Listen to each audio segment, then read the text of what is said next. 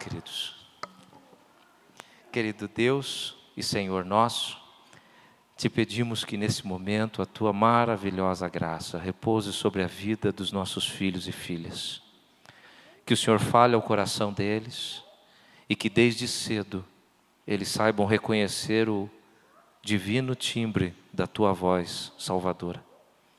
Abençoa, ó Deus, a ministração, o conteúdo. Abençoa a professora, ó Deus, com amor, com capacidade. E que o Senhor envolva a todos na tua graça. Traz a edificação e semeia a boa palavra. Cuida das nossas crianças, Senhor. E mantém cada uma delas firmes nas pisaduras de Jesus. É a nossa oração em nome de Jesus. Amém. Deus abençoe, queridos. Vão bem, tá bom? Pode ir lá, beijo. Tchau, amor. Cuidado. Ô, Jesus. Isso. Um momento de tensão.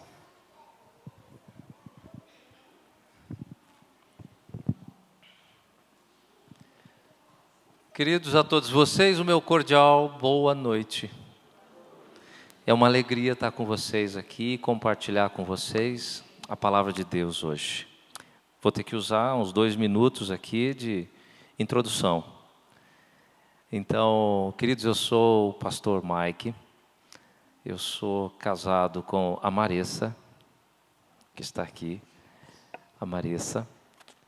E eu tenho 4 filhos. Eu tenho o Rafael, com 13 anos, está em Curitiba. Tenho o Leonardo, que está aqui conosco, 9 anos. Tenho o Heitor, que está aqui também. Ainda bem que a roupa branca esconde um pouco o vermelho do rosto. E tenho a minha pequenina Estela, que vocês viram aqui à frente. Esses são os presentes com que Deus me ofertou a oportunidade de ser pai. Nós somos naturais de Curitiba, eu e Marissa, o Rafael e o Léo.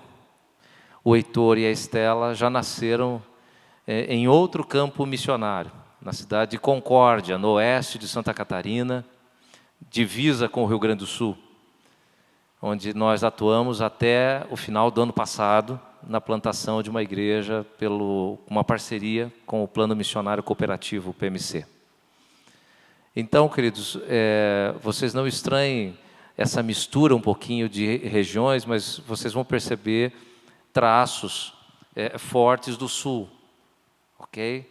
Seja na pronúncia, algumas palavras, seja naquela forma da gente se referir a algumas coisas. Então, se eu, por acaso, errar com alguma palavra, sejam indulgentes comigo, por favor, sejam pacientes e digam, coitadinho, ele é do Sul, tá bom?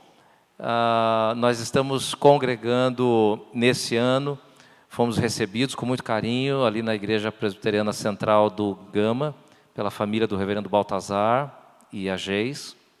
O Baltazar é meu colega de turma do Seminário de Campinas. E viemos a nos reencontrar 20 anos depois da nossa formatura.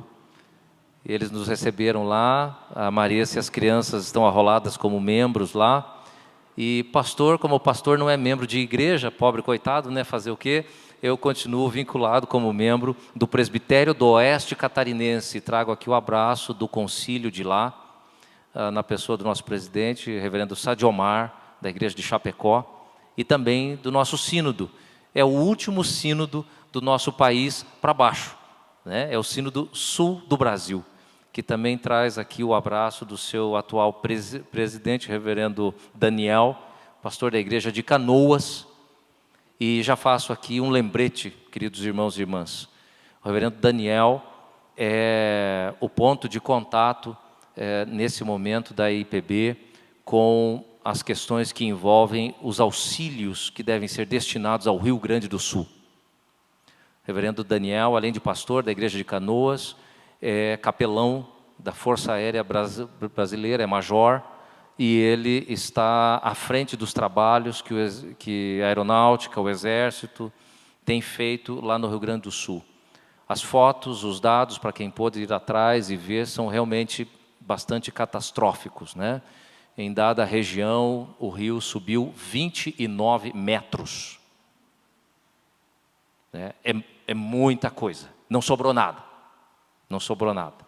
Então, os contatos estão pelas redes sociais da igreja, podem procurar através dos sites da APECOM, no site da IPB, vocês vão encontrar os canais de comunicação para enviar a ajuda que tem sido destinada à reconstrução de muitas famílias. Absolutamente tudo perdido, tudo. Não sobrou nada em casa, nem uma colher. Ok? Dessa forma, queridos, eu quero agradecer na pessoa do Marcos, pelo conselho, o Marcos e o Newton, que me visitaram e puderam conhecer um pouco lá da minha hospitalidade, né? Comeram pra caramba, né? Foi assim uma fartura só, fartou tudo, né? Até a água. Então, quero agradecer ao conselho, o carinho, também que vocês relembrem a minha gratidão ao reverendo Paulo, com o qual nós conversamos aqui há poucos dias atrás, e ele já me deu as boas-vindas, muito gentil, muito carinhoso, enfim, uma relação que começa muito boa, como deve ser em Cristo, relações boas, não é? Então, passado esse momento de apresentações, vamos ao que mais nos importa agora, é a palavra. Por favor, queridos irmãos e irmãs, abram suas Bíblias no Antigo Testamento, em Eclesiastes, capítulo de número 4. Eclesiastes, capítulo de número 4.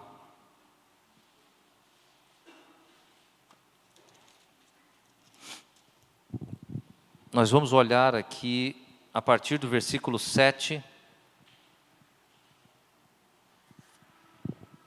em diante até o versículo 12.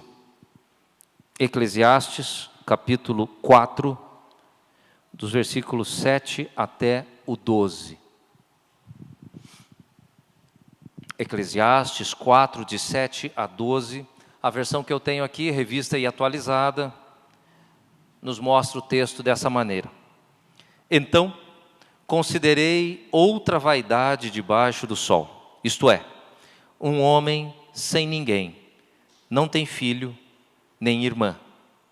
Contudo, não cessa de trabalhar, e seus olhos não se fartam de riquezas. E não diz, para quem trabalho eu, se nego à minha alma os bens da vida? Também isto é vaidade e enfadonho trabalho. Melhor é serem dois do que um, porque tem melhor paga do seu trabalho. Porque se caírem, um levanta o companheiro. Ai, porém, do que estiver só, pois caindo, não haverá quem o levante. Também, se dois dormirem juntos, eles se aquentarão, mas um só, como se aquentará? Se alguém quiser prevalecer contra um, os dois lhe resistirão. O cordão de 3 dobras não se arrebenta com facilidade. Até aqui. Bondoso Senhor, pedimos a Tua graça nesse momento também sobre nossas vidas, para que a Tua palavra, hoje, supere muito a vida do pregador. E que o Senhor comunique ao nosso coração, relembre a nossa memória as coisas importantes que o Senhor deseja de nossas vidas. Que o Senhor ministre a boa semente, que o Senhor promova a transformação, a edificação, o consolo, o confronto que é necessário para que saiamos daqui mais conhecedores da palavra e mais desejosos de imitar a Jesus Cristo. É assim que nós oramos agradecidos em nome de Jesus. Amém. Algumas passagens bíblicas costumam estar na boca das pessoas de maneira um pouco errada, né? E você já deve ter ouvido isso. Textos famosos acabam sendo utilizados de maneira equivocada. Esta é uma das passagens. Eu tenho certeza que enquanto eu estava lendo, algumas pessoas já estavam pensando, ele vai falar sobre casamento. Não, não será sobre casamento. Mas como não? O texto fala disso. Não, o texto não fala disso. Para sua surpresa, não fala. E é assim que nós temos que lidar com muitas passagens. Por exemplo, quando nós falamos, onde 2 ou 3 estiverem, ali eu estarei. Geralmente usamos essa passagem para se referir a que momento? Um encontro, uma reunião de oração, um estudo bíblico, um culto, não é? E dizemos, citando esse texto, que a palavra diz que onde 2 ou 3 estiverem, ali o Senhor estará. Muito bem, queridos, para sua surpresa, dos que não atentamente olharam o texto, ele não está falando de ajuntamento, de devocional, de reunião de oração. É um texto de disciplina. É um texto de disciplina. E ele está dizendo que onde 2 ou 3, então, concordarem e testemunharem, Deus está ali chancelando aquilo que foi feito. Ali Deus estará. Então, se você quiser usar o texto bíblico para falar sobre comunhão, encontro, reunião de oração, estudo bíblico, eu aconselho você, de repente, a procurar um salmo. Como é bom e agradável que os irmãos vivam em união. Aí sim, né? Ali o Senhor derrama a sua bênção, é o que diz o Salmo. Aí ok, fechou, você usou bem. Muitos textos bíblicos são usados fora de contexto e isso cria uma dificuldade na hora de você se alimentar da palavra, porque você não consegue ver no texto o ensino que ele tem para dar. E você fecha uma compreensão sobre aquela passagem e não mais consegue acrescentá-la, enriquecê-la. Esse é o confronto, por exemplo, que algumas pessoas têm quando elas aprendem errado. E aí você ensina a palavra e ela se maravilha, ela se surpreende, ela diz, meu Deus, eu nunca vi isso. Uau, eu sempre lia, mas eu nunca notei isso. É incrível. É assim que você pode olhar pessoas sendo enredadas pelo erro em outros lugares aí fora. E você pergunta, como é que essa pessoa pode frequentar este lugar, abrir esta Bíblia, a mesma que eu abro, e ter comunhão com aquilo? Pode sim, pode sim. E pode porque você está olhando para o texto, mas não está aprendendo com ele. E é por isso que você é enganado. Não em vão é que o apóstolo Paulo, escrevendo à igreja de Éfeso, vai dizer que a igreja recebeu de Jesus Cristo, pela maravilhosa graça, dons do ensino. Efésios capítulo 4 vai dizer exatamente isso. E a graça foi concedida aos homens, conforme Jesus Cristo, concedendo uns para apóstolos, outros para evangelistas, outros para pastores e mestres. São dons para a edificação da igreja, para o ensino da igreja, para o exercício profético da igreja. Então, queridos, a palavra de Deus não foi escrita para ser lida. A palavra de Deus foi escrita para ser estudada. Ler é muito pouco, é quase uma ofensa.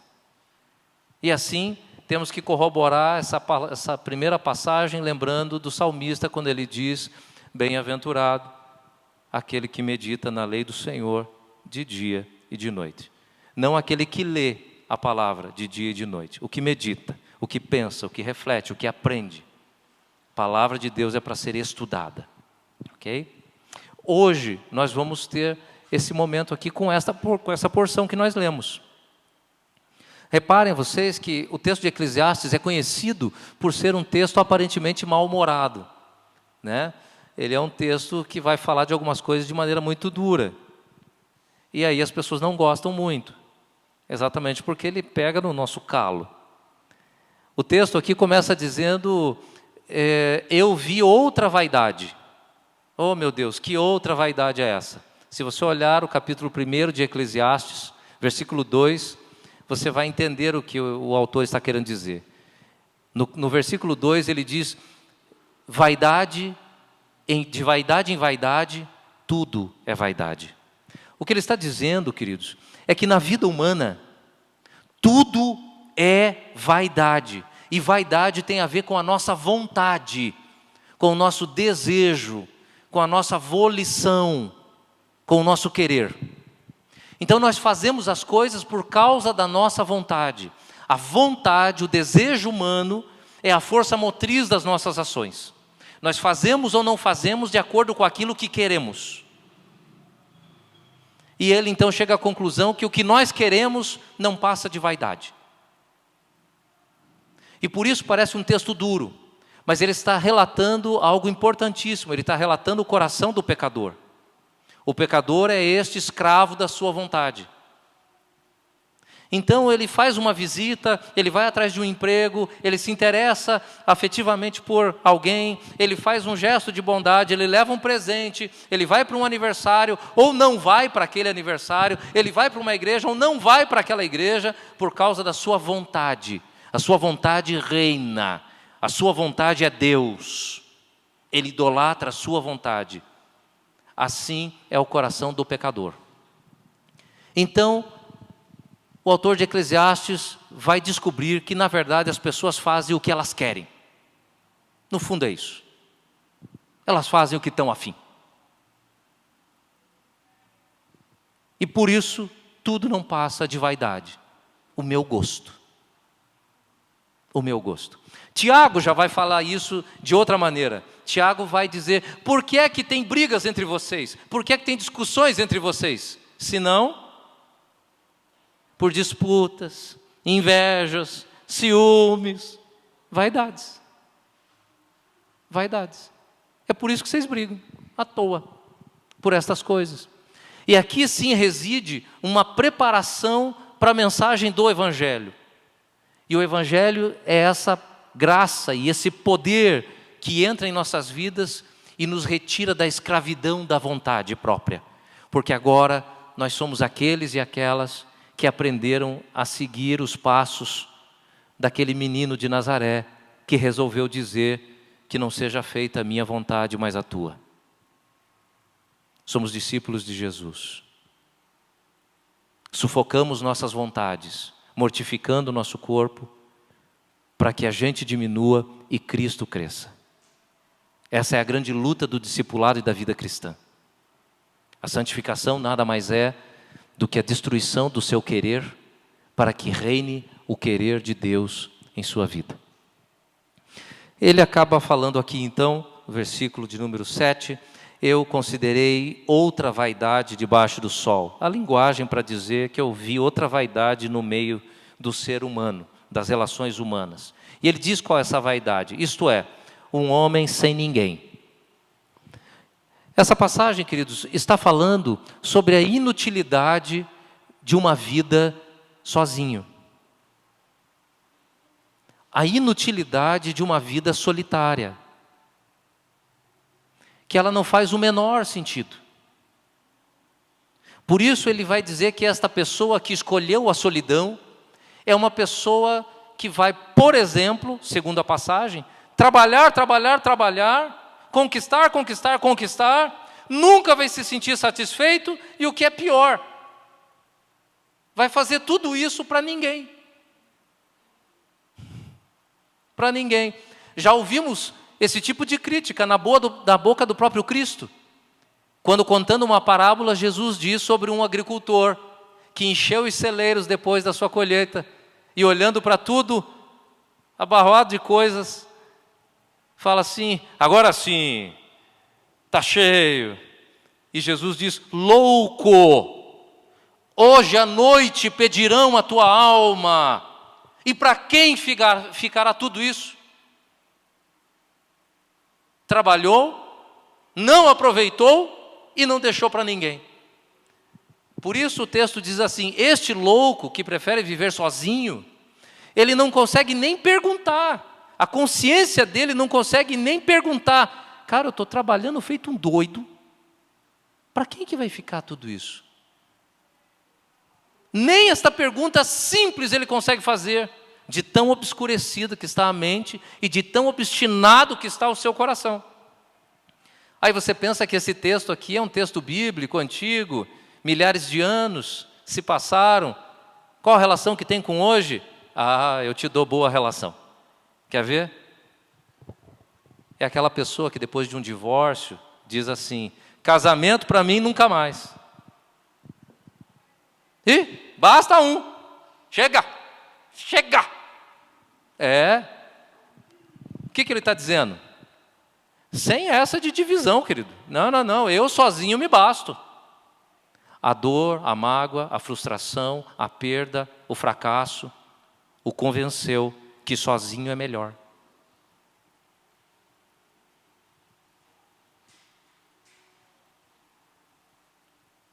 Isso acontece com amizades. Nunca mais terei um amigo tão próximo. Porque foi a minha amiga que deu em cima do meu marido.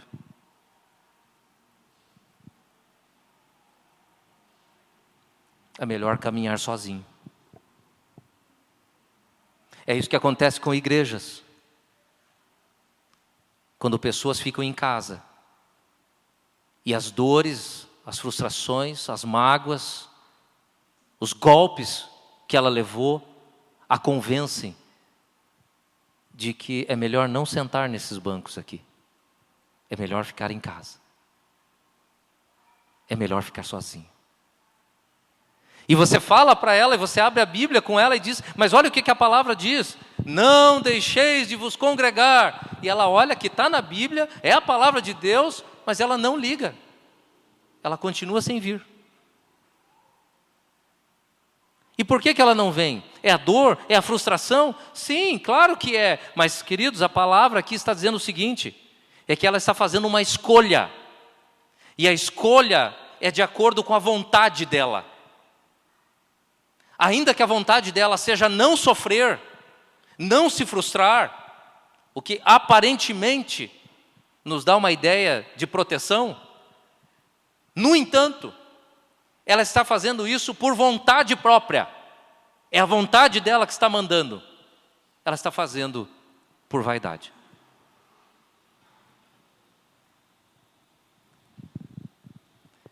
E aí essa passagem então inicia falando sobre o fato de que a vida solitária não é o projeto de Deus para as nossas vidas. Não é o projeto de Deus para a vida do ser humano. O ser humano foi criado para a comunhão, para a relação, para a comunidade. E quando ele não cumpre esse papel, então o ser humano deixou de ter função, conforme o propósito de Deus. O texto segue ali então, versículo 9. Melhor é serem dois do que um, porque tem melhor paga do seu trabalho. Nós já vamos tocar num ponto aqui. Qual? Qual que é a sabedoria por trás desse texto aqui?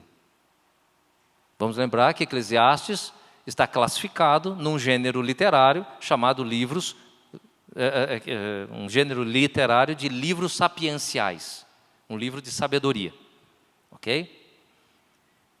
Melhor é serem dois do que um, porque tem melhor paga no seu trabalho. Irmãos e irmãs, você precisa de ser muito inteligente para perceber que dois produz mais do que um? Não, né? Qual que é a grande inteligência aqui do texto? Até um ímpio sabe que dois produzem mais do que um. Qual é a sabedoria? Eu quero deixar isso como curiosidade. Vou saciá-la logo mais. Por agora, vale lembrar do seguinte. O versículo 9 vai nos falar sobre mais produção.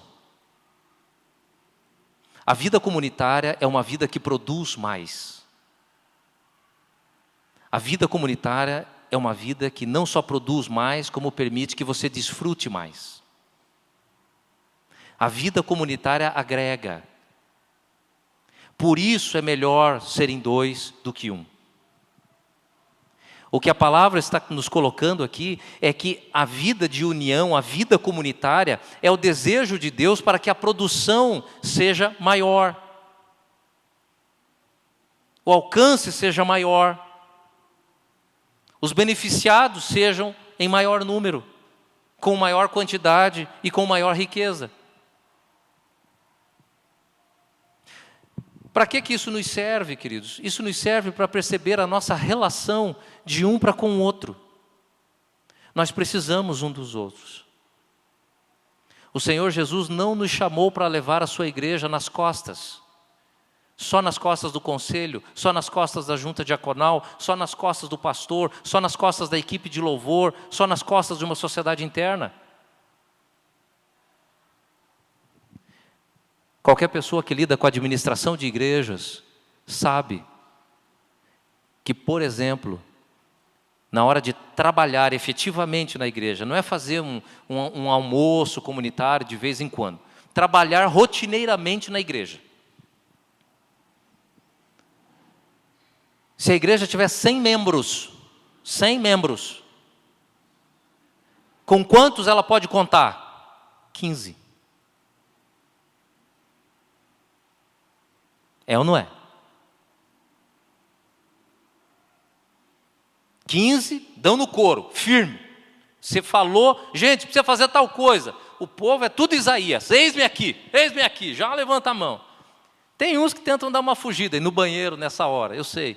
Mas o Senhor pega eles, né? Porque alguém lembra, o irmão Mike, é mesmo, o irmão Mike dançou, não adiantou nada sair, lembraram de você.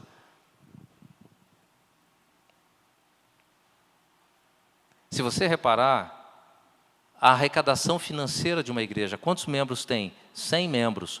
Quantos efetivamente são fiéis, frequentes na entrega dos seus dízimos e ofertas? De novo, 15 ou 20. Com quem que a igreja pode contar? Queridos, eu não conheci até hoje uma igreja que tenha mais de 70% dos seus membros fielmente dizimistas. E são 25 anos trabalhando em 6 estados da federação. Não tem. Por quê? Porque é a minoria que leva a igreja nas costas.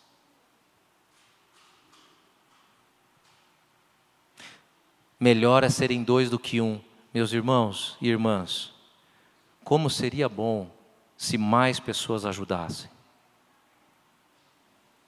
Como seria bom se mais pessoas visitassem os irmãos enfermos.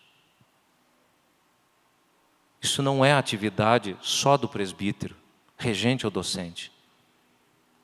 É um pedaço do corpo que está sofrendo e precisa de ajuda, precisa de comunhão. Como seria bom termos mais crianças, mas para termos mais crianças, precisamos de mais pessoas para cuidar de crianças. Cuidar de crianças não é fácil. Não é nada fácil. Eu tenho 4, eu sei bem.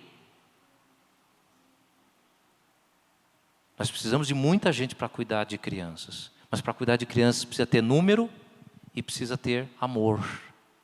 Muito amor. Paciência. Quanto mais, melhor. É nesse sentido que então nós encontramos Jesus dizendo que a seara é grande, mas os trabalhadores são poucos.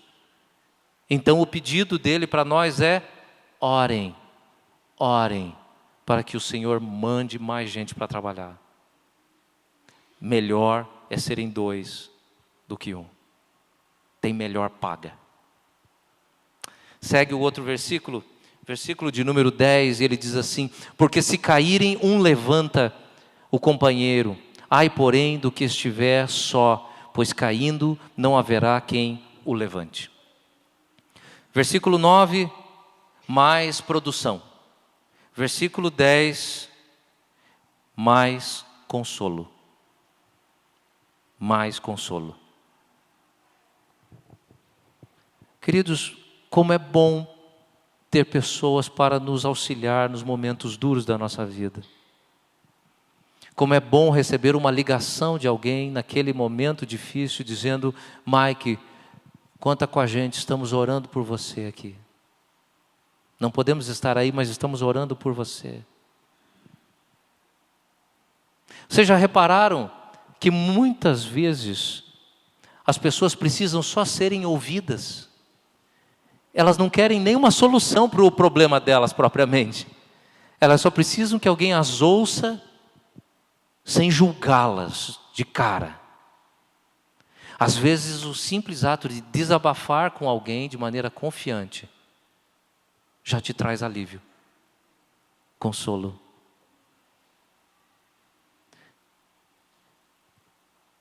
Em alguns lugares, a gente não pode abrir o coração para os membros da igreja, para os irmãos e irmãs, porque vai dar problema. Esposas de pastores têm muito problema com isso. Com quem ela vai abrir o coração? Se ela falar que tem algum problema em casa, todo mundo já fica sabendo que o pastor tem defeitos. Como se ninguém soubesse que ele tem. Como é duro não ter com quem falar. Com quem compartilhar. Mas se tiver, levanta quem está caído.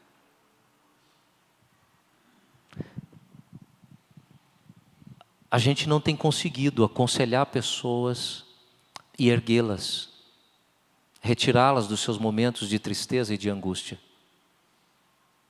Pelo contrário, em muitos momentos nós temos até piorado a situação. Nós isolamos as pessoas. Nós cancelamos as pessoas.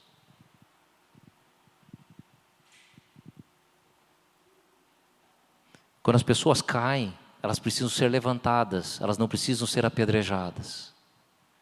Quando as pessoas caem, elas precisam de ajuda para de novo ficar em pé. Elas não precisam de pedras.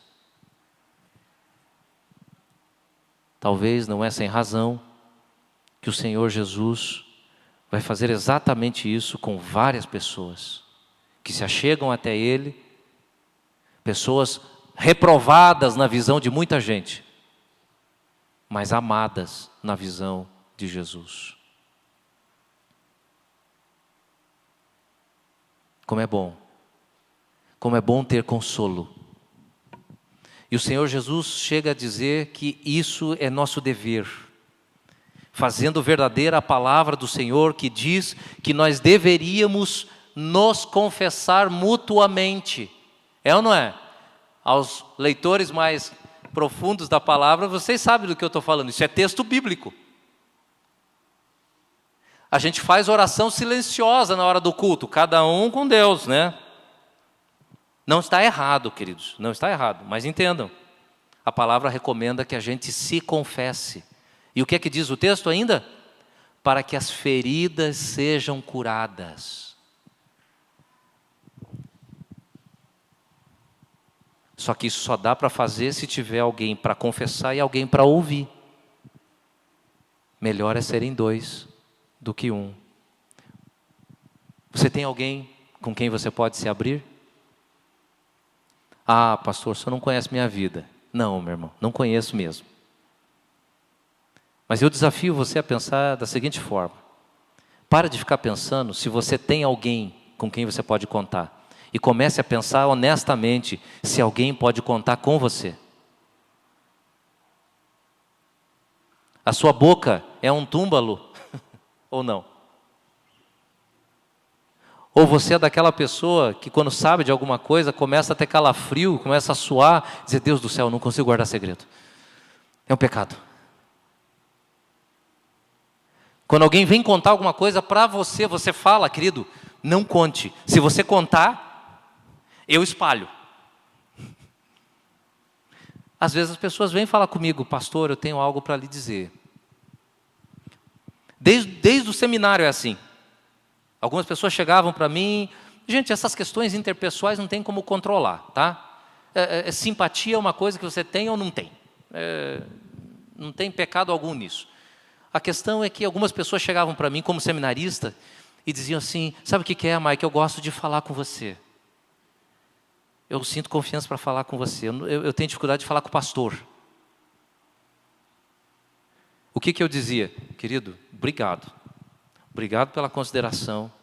Eu fico muito feliz de saber que eu inspiro confiança em você. Que bom, que bom. Isso faz parte da obra de Cristo em mim. Saiba que não sou eu, é Cristo. Mas eu tenho que te dizer uma coisa, querido. Eu sou seminarista. O pastor da igreja é outro. Então você pode falar o que você quiser, mas, como diz o Jeremias, lá na 8ª, né, de BH, pergunte o que quiser e eu respondo o que eu quiser. Né? Eu falo assim, você fala o que você quiser, mas se eu entender que o que você está falando é grave, gravíssimo, e precisa de um atendimento pastoral, eu vou falar para o pastor. Tudo bem? Porque eu não sou o seu pastor. Eu não posso assumir as vezes dele.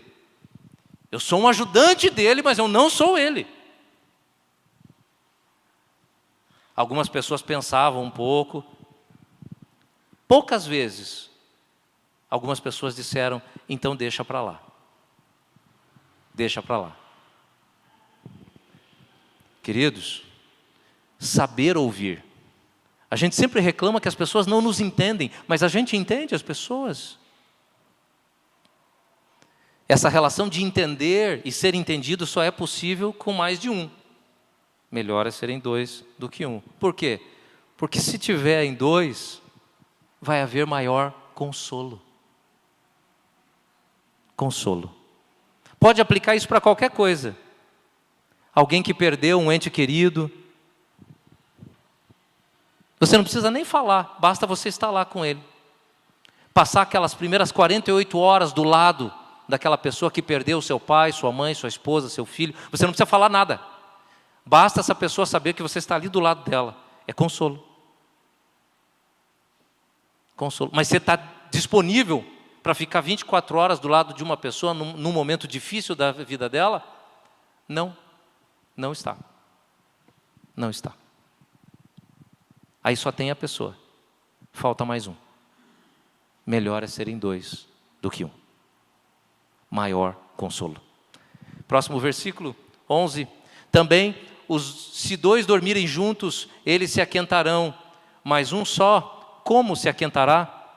Aí você vai olhar para mim, pastor, está vendo? O texto fala de casamento, pastor. Eu tenho que olhar para você e dizer, não, meu irmão, não fala. Não fala. Por que não, queridos? Eu sei que numa primeira leitura mais superficial parece isso, né? 2 dormirem juntos, a gente já pensa na vida marital, né? Nossa cama de casal, dormir de conchinha, aquela coisa cheia de love, amor e carinho, né? Mas, queridos, sinto em informar que o texto não está falando disso. Tá? Na tradição reformada, principalmente, os intérpretes, historiadores, que levam em conta todo o contexto aqui, né? A linguagem, os termos, enfim, toda a análise exegética e histórica que deve ser feita, tudo indica que o texto não está falando da relação entre um marido e uma mulher.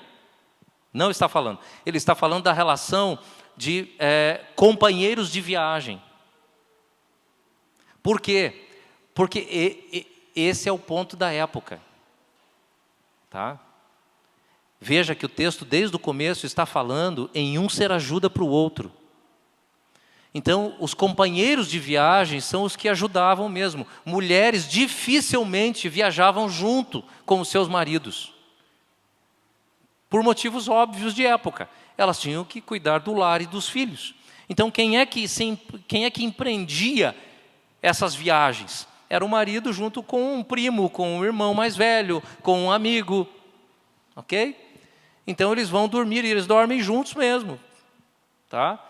Eu não estou aqui insinuando, e o texto também não está insinuando, de modo algum, não há um resquício sequer de chance de insinuar qualquer tipo de envolvimento homoafetivo aqui nesse texto. Esqueçam isso. No texto você não vai encontrar nenhum subsídio para isso. Ok? Mas ele está falando então de companheiros de viagem. Um esquenta o outro, seja com seus apetrechos, um divide com o outro a sua coberta, o seu calor, a sua maneira de fazer fogo, enfim, até mesmo o corpo, afinal de contas, nós estamos falando aqui de relações pastoris, inclusive. Para quem conhece as relações pastoris, sabe que pastores geralmente trabalham em dupla. Por quê? Porque a ovelha se adapta ao seu pastor. Se esse pastor desaparecer por algum motivo, faltar, demorar, morrer, as ovelhas não obedecem a mais ninguém. Então é comum que os pastores trabalhem em dupla, porque se um faltar, o outro é familiar. E vocês acham que eles dormem onde? Dormem juntos. Mas o texto está querendo dizer que eles se esquentam. Por quê? Porque quando existem dois, você tem maior conforto. Melhor é serem dois do que um, versículo 9, porque você tem maior produção. Melhor é serem dois do que um, versículo 10, porque você tem maior consolo. Melhor é serem dois do que um, versículo 11, porque você tem maior conforto. Oh, queridos, quem já viajou aqui e precisou posar na casa de alguém, quer seja para economizar um pouco na hospedagem, né, ou por uma outra necessidade, você vai se hospedar. Como é bom chegar lá e ver que alguém preparou uma sopa para te recepcionar, que tem um quarto esperando você, tem toalhas para você tomar banho. Como é bom saber que alguém está cuidando de você. Como é bom. Como é bom, e agora eu uso o exemplo de alguns casais, claro, né? Eu vou usar o exemplo da minha esposa, então eu fico mais à vontade. Minha esposa fica muito feliz com um gesto muito simples. Cheiro de café. Às vezes eu pego o café ainda passando, quentinho, fumaçando, e eu ando pela casa, parece doido, né? Eu estou lá, parece que eu estou andando com um incensário, né? Fumaçando a casa. E eu ando com aquele pote de café, os meus filhos me pegam de madrugada, aquele horário, com um pote de café andando. É quase um susto, né, queridos? E eu vou passando e vou até a porta, eu ainda dou uma sopradinha naquela fumaça, né, para ver se vai mais lá para perto dela. E aí eu vejo, gente, ela acorda tão animada, tão feliz. Cheirinho de café, tudo de bom. Como é bom serem dois, não é? Enquanto eu estou me levantando, um está fazendo café. Não é? É melhor serem dois do que um, porque há maior conforto. É por isso que a gente casa. Casar dá trabalho, eu sei, e custa bastante. Mas, queridos, tem suas compensações. E elas são, de fato, muito boas e abençoadoras. Melhor é serem dois do que um. O projeto de Deus está certo. Ele não nos criou para sermos sós. Um cuida do outro. É assim que irmãozinhos se cuidam, não é? O irmão mais velho vai cuidando dos mais novos. Melhor serem dois do que um, porque um cuida do outro. É assim que a gente faz com amigos. Na hora que você está mal, momento difícil, liga o teu amigo e diz: cara, estou indo aí. E estou te levando aquela pizza que você gosta. Uau! Conforto. Melhor serem dois do que um, porque há maior conforto. Na igreja há maior conforto. Na igreja nós podemos chegar e dizer: meu irmão, no próximo domingo eu vou ocupar o teu lugar na escala. E você descansa um pouquinho. Seja ministrado no próximo domingo. Que conforto. Que bênção. Queridos, eu acho que a gente tem gerado pouco conforto na igreja. A gente tem confortado poucas pessoas. Como pastor, o que eu escuto é muita gente pedindo por conforto. Quando eu vejo todos vocês entrando na igreja, os casais, eu não me iludo, queridos. Eu sei que vocês têm problemas. Eu sei que tem pessoas que entram numa igreja pensando que esse será o último lugar que ela entrará na vida dela. Que se ela não ouvir algo relevante nessa noite, ela vai sair daqui direto para o sepulcro. Às vezes você não tem ideia do quanto o teu oi ali na porta. Boa noite, seja bem-vindo, e dá um abraço. Alguém que está precisando incrivelmente, de um abraço.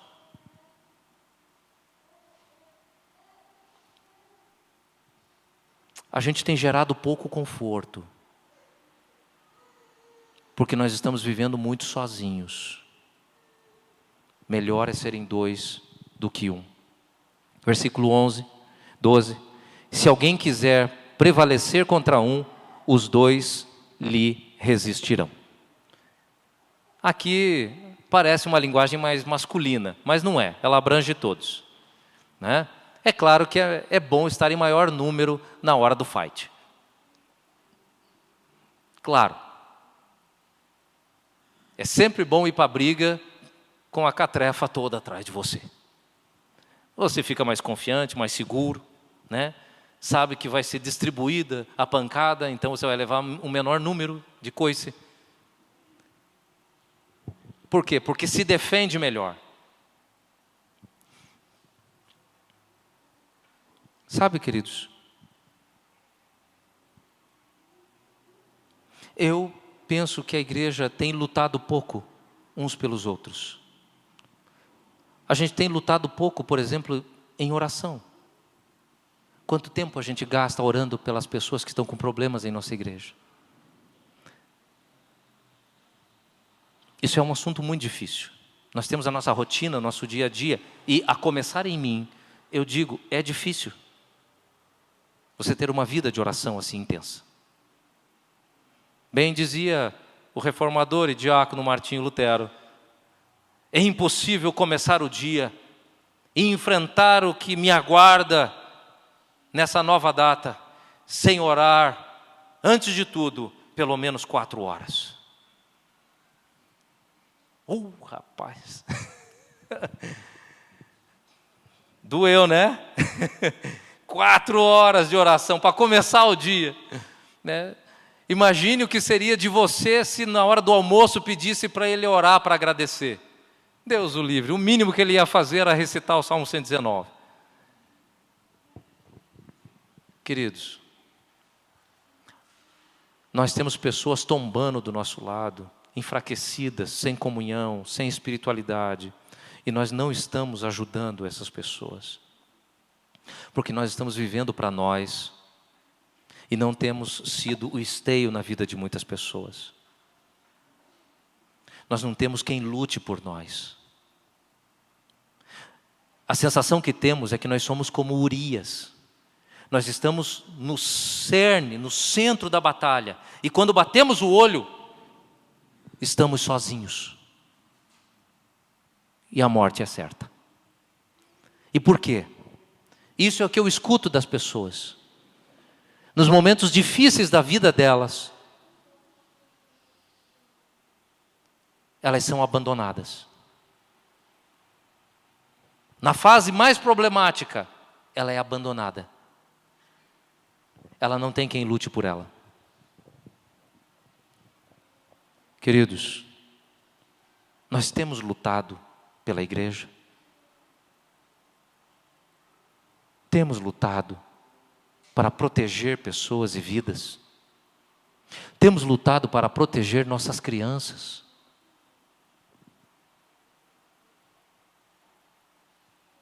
Qual é a luta que você tem enfrentado?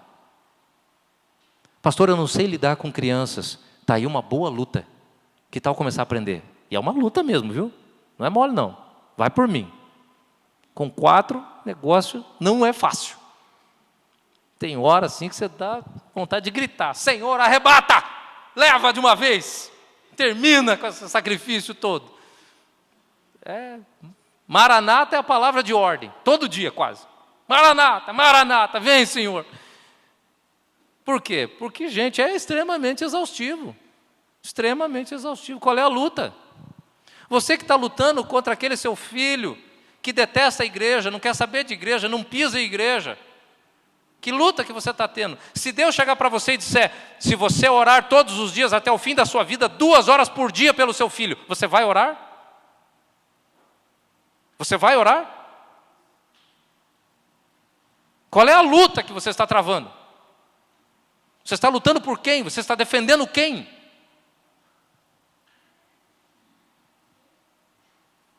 Melhor é serem dois do que um, porque há maior segurança.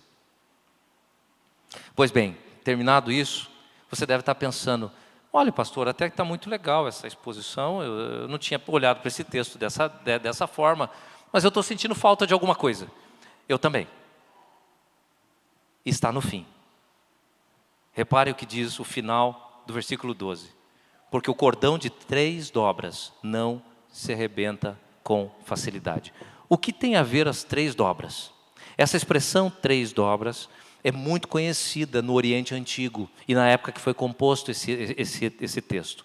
Eu não vou entrar em muitos detalhes, mas se você quiser, depois você estuda mais sobre a lenda de Gilgamesh. Tá? Como é que a gente chama? É uma odisseia de Gilgamesh, falando sobre o rei da época, e como esse rei tentou encontrar a fonte da vida eterna, e então ele pede ajuda, e essa expressão do cordão de 3 dobras está nesta lenda de Gilgamesh. Ela é muito antiga e conhecida por todo o Oriente. A questão aqui, queridos, do porquê que o sábio botou esse trecho no finzinho, eu quero propor a você o seguinte, é que sim, melhor é serem 2 do que 1, mas melhor do que 2 é ter um terceiro. Se 2 é bom, 3 não é demais, é o ideal. É por isso que essa expressão está no fim. Porque falta algo aqui. E é este terceiro. É este terceiro que vai te lembrar que se nós falamos até agora, nesses 4 versículos, das nossas relações entre iguais, entre seres humanos, agora nós vamos falar da nossa relação com Deus. Fazendo verdade o resumo da lei de Deus. E qual é o resumo da lei de Deus? Amar o teu próximo, como a ti mesmo, e a Deus sobre todas as coisas. Aí sim, aí a palavra faz todo sentido. Por quê? Maior produção. Esse terceiro é o que garante a sua produção. Afinal de contas, a palavra de Deus nos diz que se Deus não fizer prosperar, não adiantará nada. A palavra de Deus diz que aos seus Ele dá enquanto dormem. É Deus que faz prosperar. Se até agora nós analisamos aqui a nossa necessidade de comunhão uns com os outros, porque Deus nos criou para termos comunhão uns com os outros. Agora, queridos, à luz desse detalhe que é colocado aqui no fim, o cordão de 3 dobras, nós começamos a entender que nós temos outra necessidade de relação com Deus. Se Deus não abençoar, não adianta. Você vai trabalhar e o dinheiro vai pelo ralo. Uma doença vai consumir o teu dinheiro. O sócio vai quebrar a sociedade e levar toda a grana. Você vai se acidentar e vai ficar numa cadeira de roda e não vai poder usufruir um centavo. Porque não é só produção, é uma produção abençoada. Então melhor é serem 3. O melhor é ter Deus. Deus fará você prosperar. Deus abençoará e te dará a devida noção de contentamento. E fará com que você não seja mais escravo da sua ambição, da sua inveja.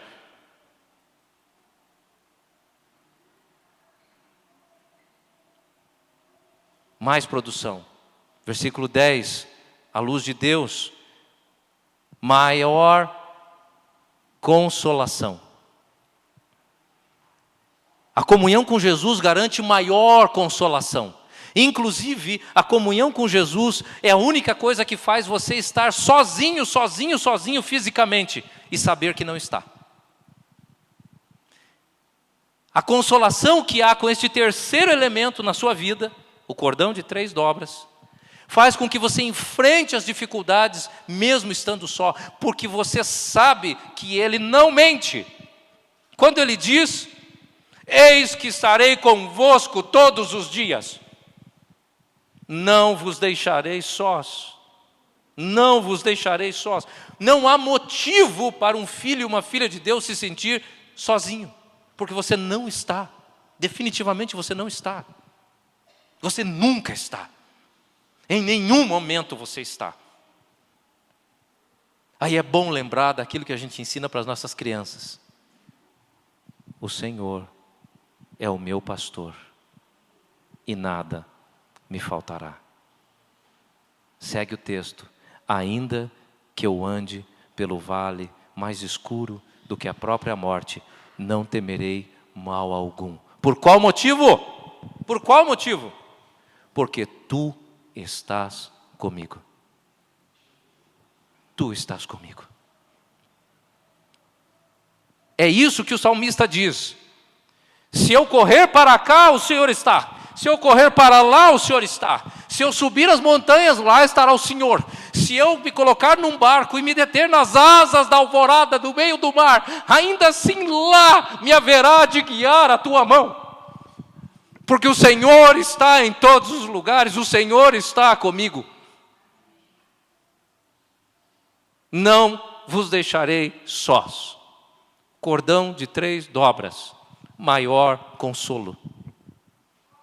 Versículo 11. Como vai se esquentar? É o Senhor que afofa o nosso leito, queridos irmãos e irmãs. É este cordão que vai esquentar você, esquentar o seu coração, esquentar a sua fé. É aquele dia em que você será confrontado pelo poder do Espírito e você vai se sentir uma nova pessoa. É aquele dia que você está acabado, moído. Seu desejo já são pensamentos horríveis. E você vai para aquela oração, fecha a porta do teu quarto e se derrama diante de Deus sem qualquer esperança. E um milagre acontece. Você ora, chora, gagueja, fica mudo, ora, chora, gagueja, fica mudo, e de repente você se levanta daquela oração. Queridos, só quem já sentiu isso. O problema continua lá, mas você levanta uma nova pessoa. Quem que te confortou? Quem que te aqueceu? O Senhor, o cordão de 3 dobras. Não arrebenta. Comunhão com o Senhor. Nele temos maior conforto, mesmo em meio às grandes dificuldades da vida. Por fim, se alguém quiser prevalecer contra um, os dois lhe resistirão. O Senhor é minha fortaleza. O Senhor é o meu alto refúgio. De quem terei medo?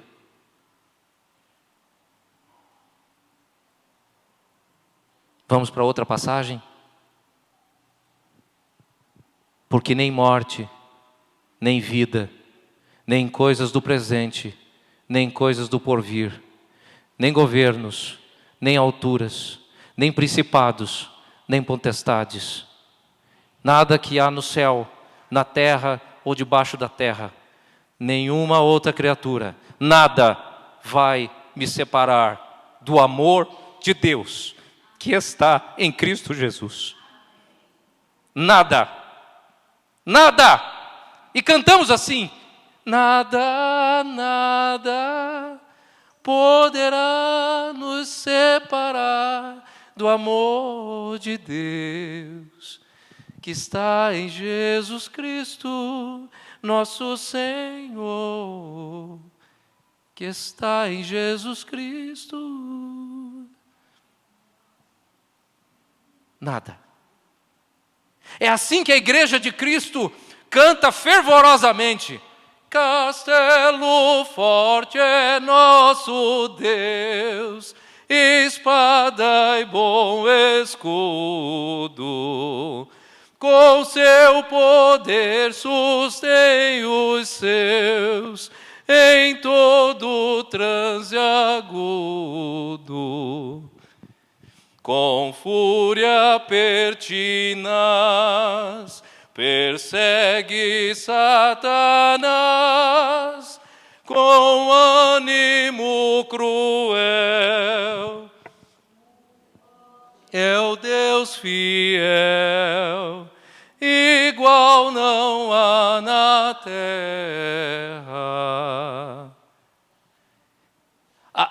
Queridos, abram o hinário, por favor. Abram o hinário. Qual é o número do hino? 5. Vamos olhar a última estrofe, para vocês entenderem quem é que te protege, quem é que te guarda. Vamos olhar a última estrofe. Consegue pôr? Quem tem o hinário aí, por favor, pode abrir lá no iCalvinos ou na plataforma da igreja. 155.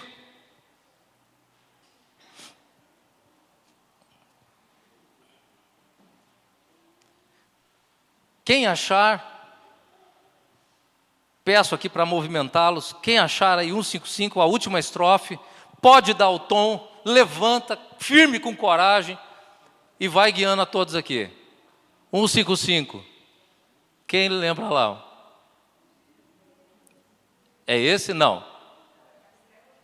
Castelo forte, mas não é essa a estrofe, é essa? É a última.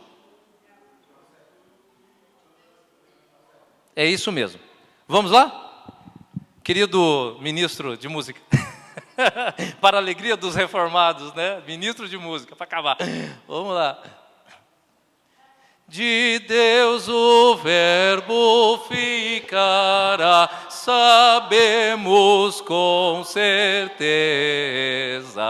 e nada nos assustará, com Cristo por defesa.